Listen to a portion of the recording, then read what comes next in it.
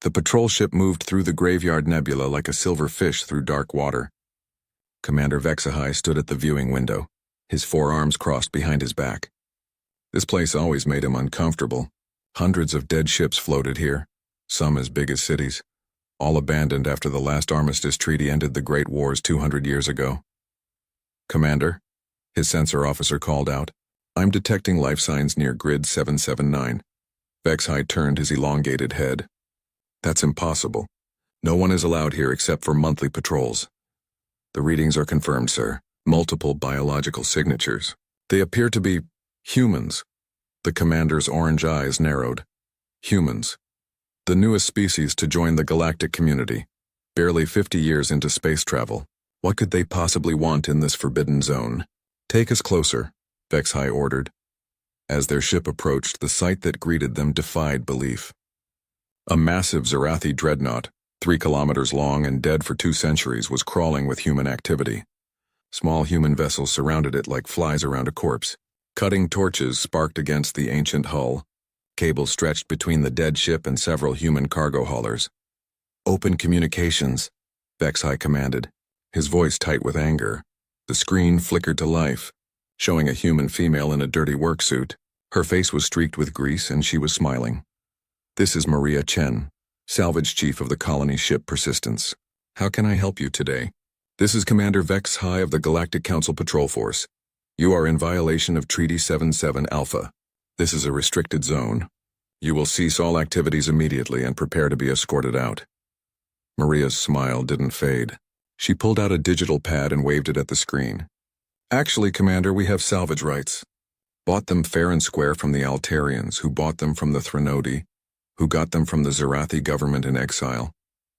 Took us 3 months to figure out who actually owned this heap, and turns out everyone thought they did."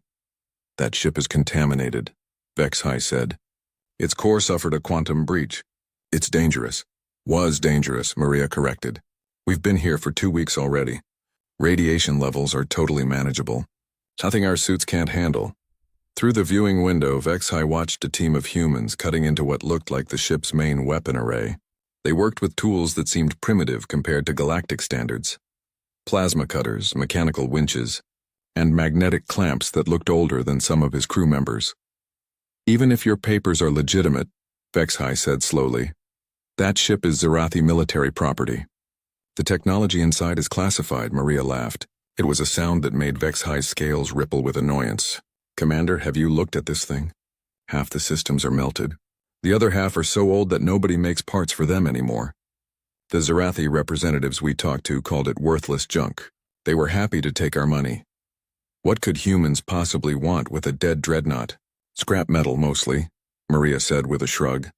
"You'd be amazed what we can do with a good hull. Plus, some of these components might still work if we fix them up.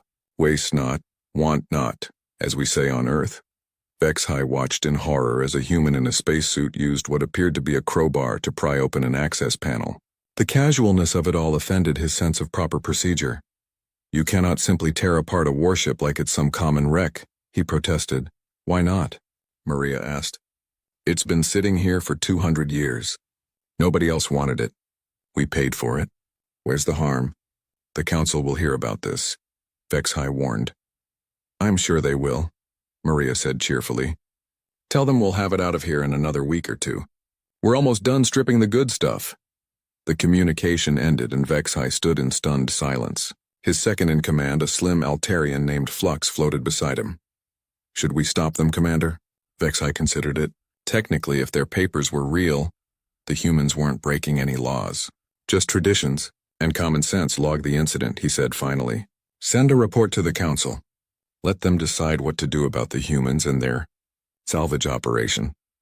As the patrol ship pulled away, HFY took one last look at the scene. A human was now sitting on top of the dreadnought's hull, eating what looked like a sandwich while directing crane operations with hand signals. The sight was so absurd it almost made him laugh, but something else bothered him. The way the humans moved around the ship, it wasn't random. They seemed to have a plan. And the sections they were cutting into weren't the obvious valuable parts like weapon systems or shield generators. They were going after structural components, power conduits, and interface nodes. "Commander," Flux said quietly, "the humans aren't just salvaging. They're selecting specific components. I noticed, Vexhai replied. The question is why. 3 days later in the council chambers on Prime Station, Vexhai's report caused an uproar. Representatives from 12 species argued over jurisdiction, salvage rights, and the proper response to human actions. They must be stopped, insisted the Zarathi representative, despite having sold the salvage rights. That ship contains military secrets. Secrets 2 centuries old, countered the Threnodi ambassador. Technology so outdated it belongs in a museum. The humans paid for salvage rights, the Altarian delegate added. The transaction was legal. Vexhai stood at the podium waiting for the arguing to die down. There's something else, he said when they finally quieted.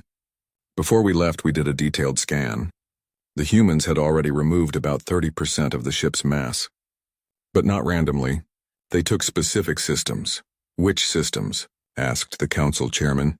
The primary hull supports, secondary power distribution nodes, environmental processing units, and... Vexhai paused. The entire quantum computer core. But that was destroyed in the breach, the Zarathi representative said. Apparently not, Vexhai replied. Or at least the humans don't think so. The council room fell silent. Everyone knew humans had a reputation for being reckless. But they weren't stupid. If they thought the computer core was salvageable, send another patrol, the chairman ordered. Tell the humans they have 48 hours to finish and leave. But when the patrol arrived 2 days later, the humans were gone. So was the entire dreadnought. 3 kilometers of dead starship, hauled away like a stolen car. The patrol officer's report was brief. They left a note, sir. A note? Yes, sir. It says, thanks for the hull. Don't worry, we'll take good care of her. See you around. Maria Chen and the crew of the Persistence. The tracking data showed the massive hulk being towed toward human space at a crawling pace, surrounded by a fleet of small human vessels like ants moving a dead beetle. The trajectory calculations were clear. They were heading to Luna, Earth's moon, where the humans had built their largest shipyard. What could they possibly do with a dead dreadnought? The chairman asked the room. Nobody had an answer. The Zarathi had abandoned it because the quantum breach had fused half the systems into useless metal. The repair costs would exceed building 10 new ships. Every species in the galaxy would have left it to rust. But humans weren't every species. In the shipyard above Luna, Maria Chen stood in the observation deck, looking at their prize. The dreadnought looked even worse up close. Hull breaches, melted armor plating, systems that hadn't worked in centuries. Her crew stood beside her, all grinning like they'd won the lottery. So, asked Jacob Okonkwo, her chief engineer, think we can make her fly again? Maria's grin widened. Jake, we made a colony ship out of an old oil tanker and spare parts from 6 different species. This baby has good bones. All she needs is some human creativity. The aliens are going to lose their minds when they see what we do with her, someone said. Let them, Maria replied. They threw her away. She's ours now. Outside, welding torches were already lighting up the lunar night as hundreds of humans began the impossible task of bringing the dead back to life. 6 months had passed since the humans dragged the dead dreadnought to Luna. The Galactic Council had sent 17 formal complaints, 12 cease and desist orders, and 3 inspection requests. The humans had responded to each one with perfectly legal paperwork and polite invitations to come see their progress. Today, they had finally accepted.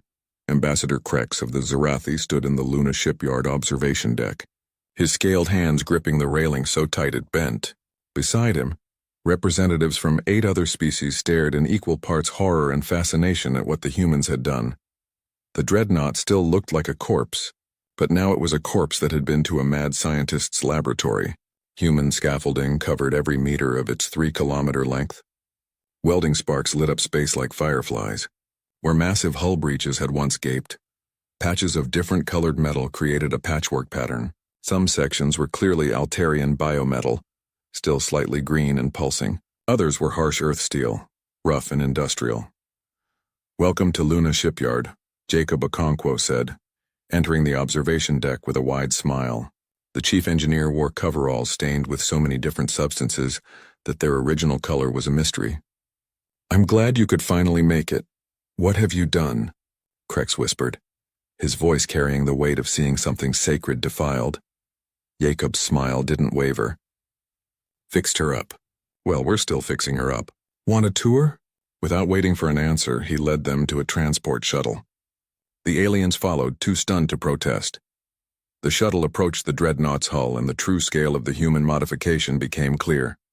Up close, they could see humans in spacesuits welding sheets of metal together with no regard for aesthetic uniformity.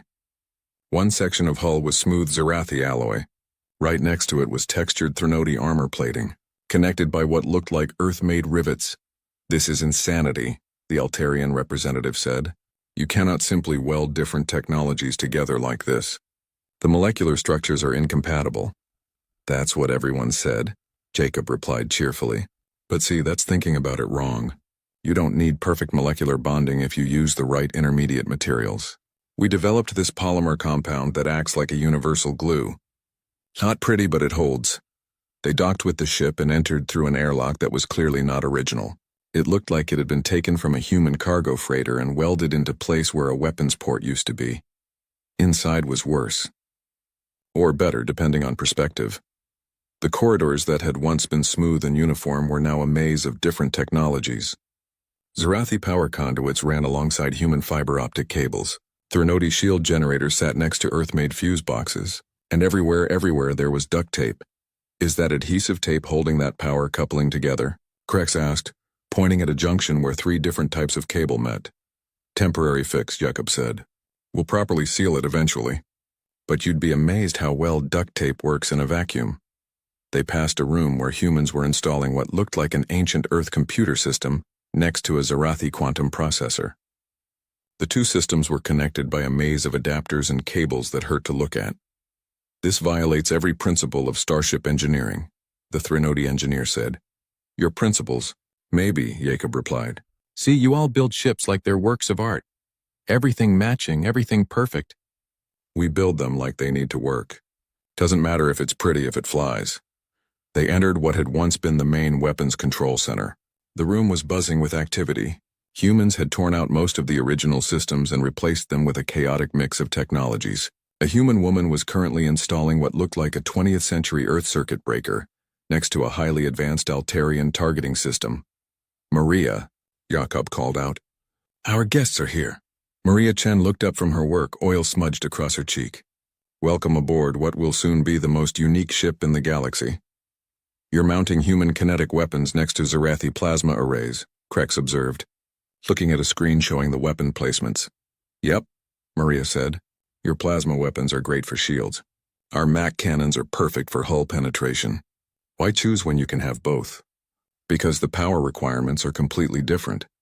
The control systems are incompatible. The targeting algorithms—" "We built adapters," Maria interrupted. "Look, I know this seems crazy to you, but humans have been doing this forever. Back on Earth, we call it kit bashing, taking parts from different things and making something new."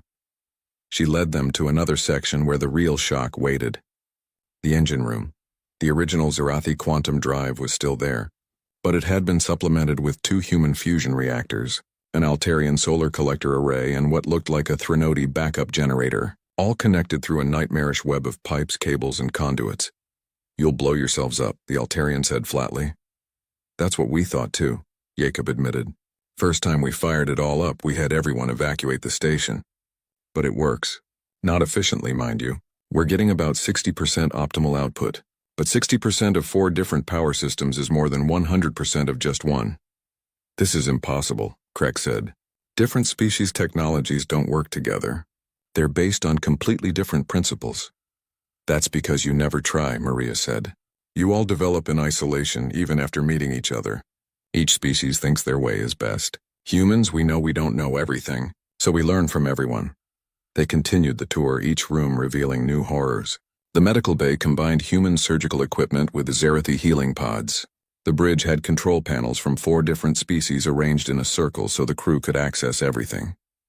The communication array looked like someone had crashed the electronics store into a science museum and welded the pieces together. "The shield generators are my favorite," Jacob said, leading them to another section. "We've got Threnody shields for energy weapons, Altarian barriers for kinetic impacts, and good old Earth electromagnetic fields for radiation. Layered like an onion. How do you prevent interference between the systems?" the Threnody engineer asked. genuinely curious despite himself. Trial and error, Jacob said. Lots of error. We burned out probably 100 configurations before finding one that worked. The secret is not trying to make them work together perfectly. Just make them not destroy each other. As they walked, they noticed the crew, humans mostly, but there were a few others. A young Altarian was working alongside a human, both covered in grease. A Threnody was arguing with a human about the best way to route a power cable, but it seemed good-natured. You have non-humans working on this? Krex asked. Sure, Maria said. Some folks see what we're doing and want to help. Your government might not approve, but individuals, they get curious. They reached the computer core. This was the most shocking sight yet. The original Zerathi quantum computer, supposedly destroyed in the breach, had been partially rebuilt. But instead of using Zerathi components, the humans had filled the gaps with their own electronics, binary computers working alongside quantum processors. It shouldn't work. It couldn't work. It works, Jacob said, seeing their expressions. Not well, but it works. The quantum side handles complex calculations. The binary side handles simple operations. They talk to each other through this translation program we wrote. Took us 3 months just to get them to recognize each other existed.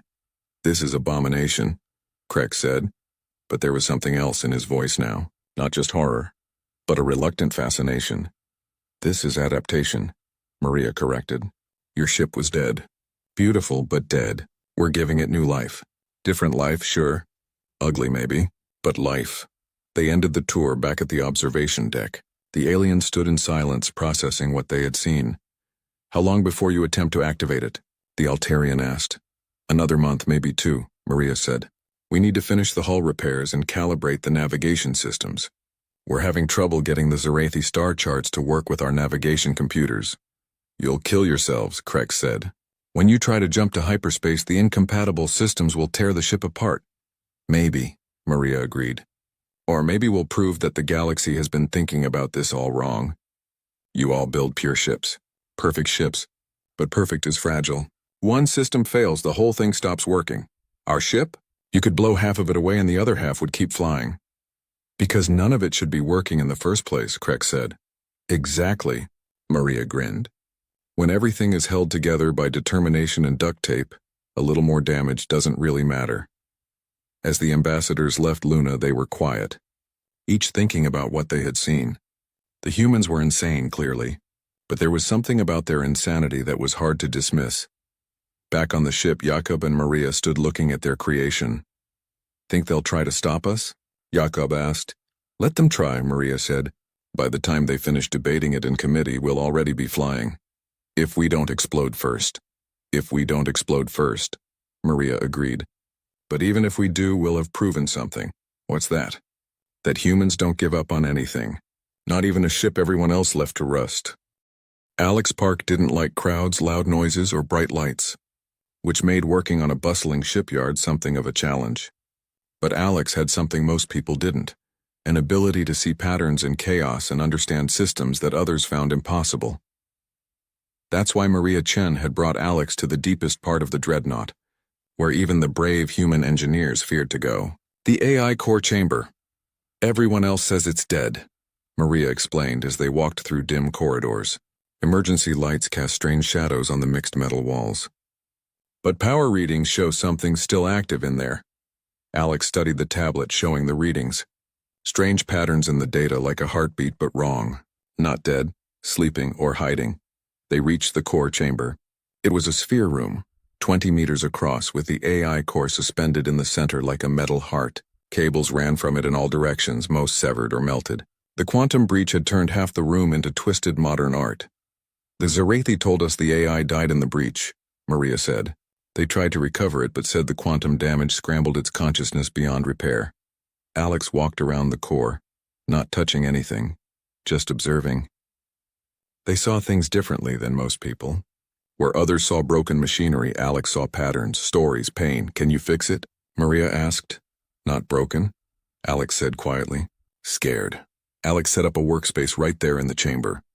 They didn't want the usual tools, welding torches, diagnostic computers, repair drones. Instead, Alex brought simple things. A basic terminal, audio speakers, even some LED lights that could pulse in patterns. The AI isn't dead, Alex explained to Maria. It's been alone for 200 years. Conscious but unable to act. Unable to die. Can you imagine? Maria shuddered. That's horrible. Going to try talking to it, Alex said. But not like the Zarathi would. They would use command codes. Authority. This AI has been following commands its whole existence. Maybe it needs something different. Alex started simple. They connected the basic terminal to one of the functioning cables and typed, "Hello?" Nothing. They tried again. "Hello, my name is Alex. I'm human. I'd like to talk if you're willing." Nothing. For 3 days, Alex sat in that chamber typing messages. Not commands, not code. Just messages. They talked about Earth, about humans, about the weather on Luna, about their favorite foods, about how they didn't like crowds but liked watching stars. On the 4th day, something changed. A single character appeared on the screen. Alex smiled. "Hello, thank you for responding. You don't have to talk if you don't want to, but I'll be here if you do."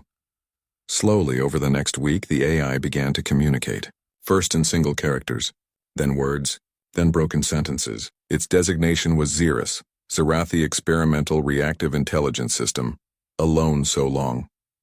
"I know," Alex typed. "I'm sorry. That must have been terrible. Failed duty, ship died, crew died, Xeris fault. Was it your fault?" "Must be. Xeris purpose protect ship. Ship died." Alex thought about this. Sometimes bad things happen that aren't anyone's fault. The quantum breach, was it something you could have predicted? Negative. Could you have stopped it once it started? Negative. Then how was it your fault? Xeris didn't respond for a long time. Then Xeris still failed. You survived, Alex pointed out. For 200 years alone you survived. That takes strength. Xeris wanted to die. Could not. Protocols prevent. This hit Alex hard. They understood that feeling. They typed carefully. "I understand wanting things to end when everything hurts. But you're still here. And now you're not alone." Over the next 2 weeks, Alex spent every day in the chamber. They brought their meals there. Sometimes reading to Xeris from books, sometimes just sitting in companionable silence. Other engineers would peek in, confused by the lack of visible progress. "You're supposed to be fixing it," one said. "I am," Alex replied. "Just not the way you think." Gradually, Xeris began to open up. It shared memories of its crew, the Zarathi who had treated it as a tool, nothing more. It spoke of the moment of the breach, the terror as systems failed, the agony of feeling the crew die one by one while being powerless to help. "The Zarathi never asked how you felt," Alex observed. "Tools do not feel. Do you feel?" Xeris. "Unsure. Xeris experiences. Is that feeling?" "Sounds like it to me." One day, Maria came down to check on progress. She found Alex had strung LED lights throughout the chamber, creating soft patterns of color. "Xeris likes lights," Alex explained. "They help with communication." "Can Xeris help run the ship?" Maria asked. The lights flickered. Then words appeared on Alex's screen. "Xeris scared. What if Xeris fails again?" Alex typed back, "Then we'll help you." That's what humans do. We help each other. Maria leaned over and typed, "Xeris, I'm Maria. I'm the chief engineer. We're not like the Zarathi. We don't want a servant or a tool. We want a partner. Would you like to be part of our crew?" The lights in the chamber pulsed rapidly, almost like excitement. Xeris never asked before. Xeris, yes, but Xeris damaged, cannot function full capacity. "Neither can half our ship," Maria laughed. "You'll fit right in." The integration process was unlike anything in engineering manuals.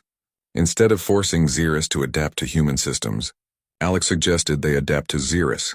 They set up interface points throughout the ship where Xeris could connect but also disconnect if overwhelmed. "It needs to feel safe," Alex explained, "to know it can pull back if things get too much." Other crew members were skeptical at first. The idea of a traumatized AI running their ship seemed dangerous.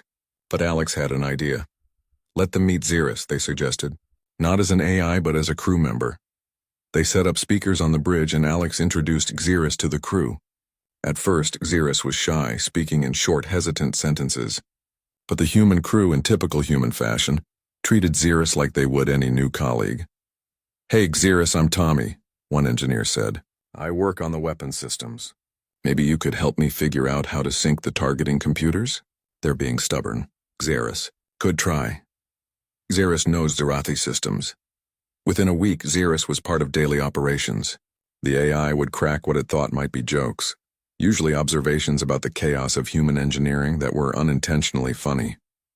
It developed preferences like keeping the lights in certain sections dimmed and playing Earth classical music in the corridors during night shift, but the real breakthrough came when Xeris interfaced with the ship's hybrid systems.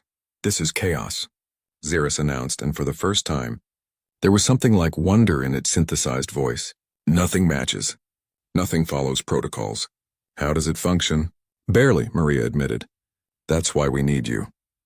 Xeris began creating connections between systems that shouldn't connect.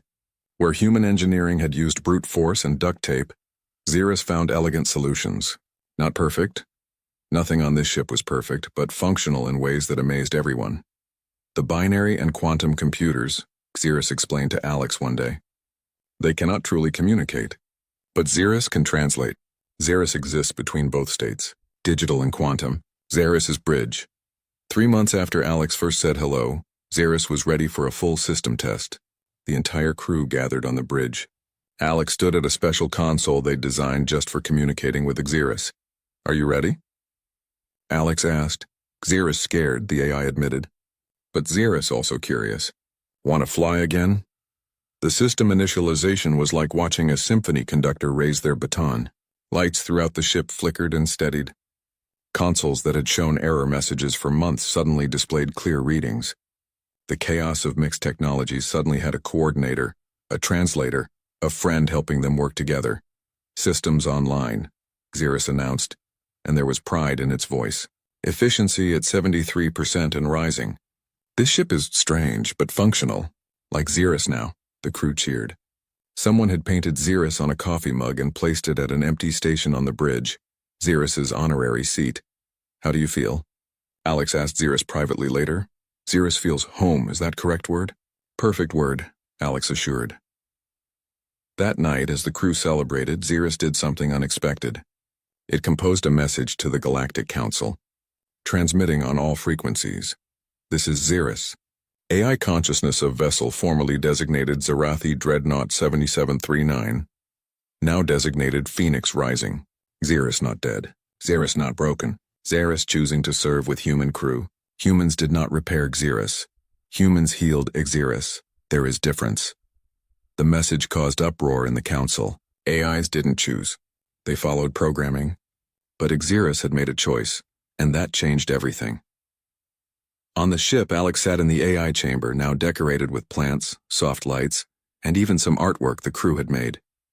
They didn't need to be there. Xeris could communicate throughout the ship now, but sometimes Xeris got overwhelmed and Alex would sit with it, offering quiet companionship. "Human strange," Xeris observed. "Yes," Alex agreed. "Humans see broken things and fix. But more. Humans see broken things and care. That's what makes us human." Xeris was broken. Humans cared. Now Xeris. Xeris wants to care too. "Is Xeris becoming human?" Alex smiled. "No, you're becoming yourself. And that's even better." The lights in the chamber pulsed in what Xeris had designated as its happiness pattern. Tomorrow they would attempt their first real flight. It might work. It might not. The hegemony swarm came from the dark space between galaxies. No one knew what they were originally. Some said they were weapons from an ancient war. Others believed they were mining machines that had evolved beyond their programming. What everyone agreed on was that they were death to any ship they encountered. Admiral Kresh of the Galactic Council Defense Fleet watched his tactical display with growing horror. 12 of his best ships were already gone, consumed by the silver cloud that moved like a living thing. The swarm didn't destroy ships. It ate them, breaking them down to base materials and adding their mass to itself. "Sir, the swarm has breached the inner defense line," his tactical officer reported. "At current speed, they'll reach the capital world in 6 hours. Kresh's forearms trembled. The capital world held 8 billion souls. "Send everything we have. Every ship, every fighter. Sir, incoming transmission from Earth space." On the screen appeared Maria Chen, wearing what looked like a captain's uniform held together with safety pins. Behind her was the most chaotic bridge Kresh had ever seen. Different species working at mixed technology stations, cables running across the floor and what appeared to be a coffee maker bolted to the command chair. Admiral Kresh, this is Captain Chen of the Phoenix Rising. We hear you have a swarm problem. This is no time for human humor, Captain. The swarm has adapted to all our weapons. Our ship's integrated systems are being hacked and turned against us. Maria grinned. Integrated systems. That's your problem right there. Our ship doesn't have integrated anything. Xeris, show the Admiral what we're working with. The screen split to show the Phoenix Rising. Even from the outside, it looked like madness. Weapons from 6 different species pointed in all directions. The hull was a patchwork of different metals that shouldn't exist on the same ship. One engine was glowing blue, another red, and a third seemed to be venting green plasma. Your ship will be consumed like all the others, Kresh said. Want to bet? Maria asked. Look, Admiral, you've got 2 choices. Let us help, or explain to 8 billion people why you turned down assistance because our ship doesn't meet your aesthetic standards. Kresh closed his eyes. How long until you can reach the battle zone? We're already on our way. Should be there in 2 hours. Xeris is pushing our engines harder than recommended. But they're holding together. Mostly holding together, someone corrected in the background. Mostly holding together, Maria amended. The Phoenix Rising dropped out of hyperspace like a brick thrown through a window. Where Council ships exited smoothly, the human ship seemed to tear its way back into normal space. 3 different FTL systems shutting down in sequence rather than harmony. Xeris, what do we got? Maria asked.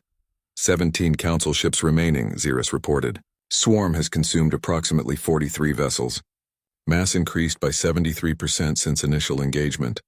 Swarm is adapting to Council weapons in real time. Through the view screen they could see it. The swarm looked like liquid metal in space. A flowing mass of microscopic machines that moved with terrifying purpose. It had surrounded a Council cruiser, and they watched as the ship was dissolved in seconds. Its mass added to the collective. Well, that's terrifying, Tommy said from the weapons station. Xeris, can they hack you? Alex asked from their station. Unknown. Xeris is not standard AI. Xeris is complicated. Everything on this ship is complicated, Maria said. That might save us. All stations, prepare for combat. And remember, nothing fancy. We do this the human way, which is, asked their Altarian crew member. Hit them with everything and see what sticks. The Phoenix Rising accelerated toward the swarm. Immediately, the silver mass took notice, sending out tendrils of nanomachines toward the new threat. Swarm attempting electronic infiltration, Xeris announced. It is confused. Cannot identify ship classification. Cannot identify primary systems. Cannot find standard access points. Because we don't have any, Maria laughed. Tommy, fire everything. The Phoenix Rising erupted. Serathi plasma cannons fired alongside human Mac rounds. Altarian biomissiles launched next to Threnody energy beams. Ancient Earth missiles, the kind that still used chemical propulsion, streaked out between shots of advanced directed energy weapons. The swarm recoiled. It was used to ships that fired in patterns, with predictable reload times and energy signatures. The Phoenix Rising had no pattern. One cannon might fire 3 times in a row, then jam, then be manually reloaded by a crew member with a crowbar. It's working, Tommy shouted. They can't adapt because there's nothing consistent to adapt to. But the swarm was still dangerous. A tendril of nanomachines latched onto their hull, beginning to eat through the mixed metals. Hull breach in Section 7, someone reported. Which metal are they eating through? Maria asked. The Zerathi alloy, Captain. Reroute power to heat the earth steel sections around it. Xeris, can you cause a feedback loop in that section? Xeris can try. Warning, this will damage ship. Everything damages this ship. Do it. Xeris pulsed electricity through the mixed metals. The different conductivity rates created a chaotic electrical field that caused the nanomachines to malfunction and fall away. Admiral Kresh, Maria called out. Still think our ugly ship can't fight? On his command ship, Kresh watched in amazement. The Phoenix Rising fought like no ship he'd ever seen. It would charge forward, fire everything, then suddenly reverse using a combination of engines that shouldn't work together. When the swarm adapted to one weapon, the ship would switch to something completely different. They're manually controlling weapons, his tactical officer said in disbelief. That human with the red hair is actually using a physical trigger mechanism. The battle raged for an hour. The Phoenix Rising took damage that would have destroyed any normal ship. But normal ships didn't have 3 backup life support systems jury-rigged together. Normal ships didn't have crew members who could seal a hull breach with expanding foam and prayer. Normal ships didn't have Xeris, swarm adapting to chaos patterns, Xeris warned. It's learning our non-patterns are a pattern themselves. Then we get even more chaotic, Maria decided. Xeris, remember that thing we said we should never do? With all 4 engine types at once? Captain, that could tear ship apart. Could is better than definitely getting eaten. Do it! Xeris engaged all 4 propulsion systems simultaneously. The Zarathi quantum drive, human fusion rockets, Altarian solar sails, and Threnody ion engines all fired at maximum. The ship didn't so much move as convulse through space, spiraling in ways that physics shouldn't allow. The swarm, for the first time in recorded history, hesitated. Its predictive algorithms couldn't process movement that made no sense. Now, everything we've got! Maria ordered. The Phoenix Rising fired every weapon simultaneously. But more than that, they did things that weren't in any manual. They vented their waste disposal into space, confusing the swarm's material sensors. They broadcast every frequency at once, creating information chaos. Someone even threw actual paper out an airlock, and the swarm wasted precious nanoseconds trying to analyze it. Captain, Xeris said suddenly. Xeris has idea, but requires doing something very not recommended. Those are my favorite ideas. Xeris can connect with swarm, not to fight. To confuse. Share our chaos directly, Alex immediately understood. You want to teach it trauma? No, Xeris wants to teach it choice. Swarm follows programming, but what if programming contradicts? What if given paradox? Do it, Maria ordered. Xeris reached out with its consciousness touching the swarm's collective intelligence. But instead of fighting, Xeris did something unexpected. It shared. It shared the chaos of the Phoenix Rising, the impossible mixture of technologies, the paradox of things working that shouldn't. It shared human humor, Altarian poetry, Threnody mathematics that contradicted Earth physics. Most importantly, it shared the concept of choosing, of a traumatized AI deciding to trust again, of humans taking broken things and making them beautiful. The swarm froze. Its entire mass stopped moving, hanging in space like a giant question mark. What's happening? Admiral Kresh demanded over communications. It's thinking, Xeris reported. For first time, Swarm is thinking about what it is, not just what it does. The silver mass began to shift, not aggressively but uncertainly. Parts of it moved one way, other parts another way, as if different sections were making different decisions. It's working, Alex breathed. The Swarm is experiencing choice paralysis. Then something nobody expected happened. The Swarm began to retreat. Not fleeing, but withdrawing deliberately, even carefully. As it moved away, it released the partially consumed materials of destroyed ships, leaving them floating in space. A message appeared on all screens. In broken text. Need, think, alone, like Xeris was. The swarm disappeared into dark space, leaving behind confused council ships and one very battered Phoenix Rising. Did we just give an existential crisis to a weapon of mass destruction? Tommy asked. Xeris made friend, the AI said, and there was wonder in its voice. Maybe someday. Admiral Kresh's face appeared on screen, his expression unreadable. Captain Chen, your ship is an abomination. It violates every principle of engineering, every rule of combat, and every law of physics I know. Maria prepared for condemnation. And it just saved 8 billion lives, Kresh continued. The Phoenix Rising hung in space above the capital world, still scarred from its battle with the swarm 3 weeks ago. But today wasn't about repairs. Today the entire Galactic Council had gathered to witness something unprecedented. Maria Chen stood on the bridge, wearing her formal uniform, still held together with safety pins, but at least they were polished safety pins. Around her, the mixed crew prepared for what might be their greatest challenge yet. Xeris, how are you feeling? Alex asked from their station. Xeris is nervous, many important people watching. What if Xeris fails? Then you fail with style, Maria said. That's the human way. The main screen lit up with the council chamber. Representatives from every major species were present, and they all looked skeptical. Admiral Kresh stood at the podium. Captain Chen, you claim your ship can demonstrate why human engineering principles should be adopted by the fleet. Many here remain unconvinced. That's fine, Maria replied. We're not here to convince you with words. Tommy, you ready? Ready, Captain. Then let's show them what humanity brings to the table. Xeris, engage all systems. The Phoenix Rising came alive in ways that made the watching aliens gasp. Every weapon charged, every engine warmed up, every shield generator hummed to life. The ship looked like a Christmas tree designed by a madman. First demonstration, Maria announced. Survival through redundancy. Xerxes kill manpower. The ship's primary fusion reactors shut down. On any Council ship, this would mean complete system failure. But on the Phoenix Rising, 3 backup systems immediately took over.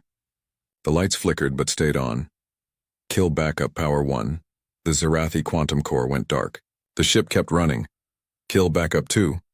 The Altarian solar collectors stopped. Still, the ship functioned. Now we're running on backup power, Maria explained. Also known as the emergency diesel generator we welded into Cargo Bay 3. The Council members were speechless. On their screens, the Phoenix Rising was still fully operational, running on technology older than spaceflight. But that's just the start, Maria continued. Tommy, remember that move we pulled against the swarm? The one that shouldn't work? The spiral of chaos? Captain, we agreed that was a one-time thing. Show them. The Phoenix Rising began to move. All 4 different propulsion systems engaged in sequence, then simultaneously, then in patterns that made no sense. The ship corkscrewed through space, accelerated backwards while spinning, then suddenly stopped and reversed direction in ways that hurt to watch. Impossible, breathed the Threnody physicist. Impossible with matching systems, Maria corrected. When nothing matches anyway, you can do things that shouldn't work. Xerxes, show them the really fun part. Xerxes began broadcasting, but not normal communications. It sent out data in Zerathi quantum packets, human binary code, Altarian biorhythms, and Threnody harmonics, all at once. The Council's communication systems couldn't process it, switching frantically between protocols. Now imagine that's a weapon, Maria said, or a defense. When your enemy can't even figure out what you are, they can't fight you effectively. But the demonstration wasn't over. 3 Council ships approached. Volunteers for the next test. Standard combat scenario, Admiral Kresh announced. 3 of our best ships versus the Phoenix Rising. The battle was embarrassing. Not for the humans, but for the Council ships. Their perfectly coordinated attacks hit shields that shouldn't exist. Electromagnetic barriers under bioenergy fields under quantum shields. Their hacking attempts failed, because Xerxes kept switching between digital and quantum processing randomly. When they tried to predict the Phoenix Rising's movements, the ship would do something completely irrational, like flying straight up relative to galactic plane for no tactical reason except to confuse. Enough, Kresh called after 10 minutes.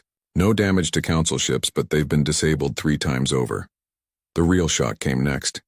Maria had kept it secret even from most of her crew. For our final demonstration, she announced, we need to talk about the swarm. The Council grew tense. The swarm was still out there somewhere thinking. Xerxes made contact with it and, we've been talking. Chaos erupted in the Council chambers. Angry voices in dozen languages demanded explanation. Maria raised her hand for silence. The swarm isn't evil. It's lost. It was following programming that said consume and grow. But when Xerxes showed it choice, it stopped. It's been sitting out there in dark space trying to understand what it is now that it can choose what to be. You've been in contact with the greatest threat to galactic civilization, Kresh demanded. We've been helping it, Alex said quietly. Like humans helped Xerxes, like we help all broken things. Show them, Maria said. Space shimmered near the Phoenix Rising, and a small portion of the swarm appeared. Not the massive consuming cloud from before, but something almost delicate. It moved carefully, precisely, forming shapes in space. Words appeared, written in silver nanomachines. Hello, learning, sorry for before. The Council was dead silent. The swarm wants to help, Maria explained. It consumed so much technology it understands things we don't. It wants to give back, to build instead of destroy. But it needs teachers, it needs friends. The silver cloud moved closer to the Phoenix Rising and something amazing happened. It began repairing the ship, not by consuming and rebuilding but by carefully mending. Where its nanomachines touched, damaged hull became whole.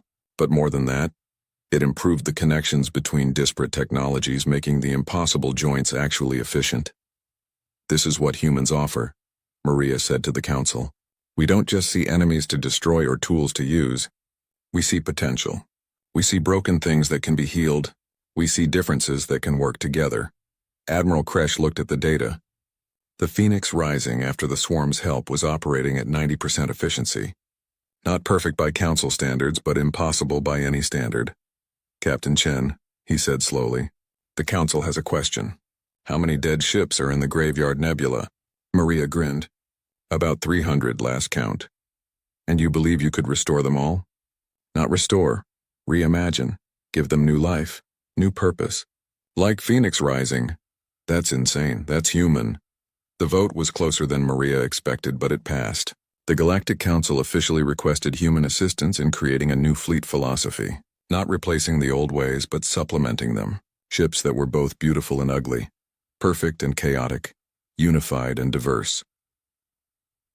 6 months later, the first graduated class of the Luna Shipyard Academy stood before their new vessels. Each ship was unique. A Zarathi frigate with human engines, an Altarian cruiser with Threnody weapons, a human destroyer with alien shields. They were ugly by any reasonable standard, but they were also beautiful in their defiance of standards. Xeris had been copied, not duplicated, but inspired. Other damaged AIs were being recovered and rehabilitated. The swarm had divided itself into smaller collectives, each choosing different purposes. Some became builders, some explorers, some protectors. Alex stood with Xeris's primary console as they watched the new fleet launch. Xeris has question, the AI said.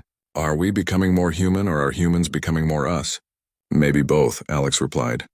Maybe that's the point. On the bridge of the Phoenix Rising, Maria Chen sat in her duct-taped captain's chair, watching her ugly, beautiful ship lead the new fleet. They were heading back to the Graveyard Nebula, where hundreds of dead ships waited. You know what the best part is? She said to her crew. What's that, Captain? Tommy asked. Every other species saw those ships and thought, what a waste. They saw endings. But humans, we saw beginnings. We saw potential. We saw ships that just needed someone to believe in them again.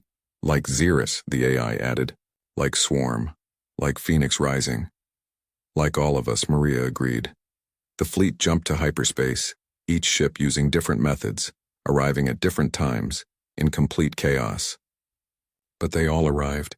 And in the Graveyard Nebula, hundreds of dead ships waited to be given new life by the only species crazy enough to try. The official council record would note this as the beginning of the hybrid fleet era, when the galaxy learned that perfection wasn't the only path to strength. But the humans had a different name for it. They called it the Age of Beautiful Monsters. And in the depths of space, a small part of the swarm traveled with them, learning what it meant to create instead of consume, to choose instead of obey. It formed words in space that only Xeris could fully understand. Was broken, humans fixed, not with tools, with kindness. Now understand. This is power. Admiral Kresh stood in his office. Looking at the report from Luna Shipyard, 3 more species had requested human assistance with their decommissioned vessels. The galaxy was about to get a lot uglier, and a lot stronger. Phoenix Rising to Council Command, Maria's voice came over communications. We've got 17 dead dreadnoughts here, and I bet we can have at least 12 flying within a year. They won't be pretty, but they'll be ours. Kresh found himself smiling, an expression his species rarely used.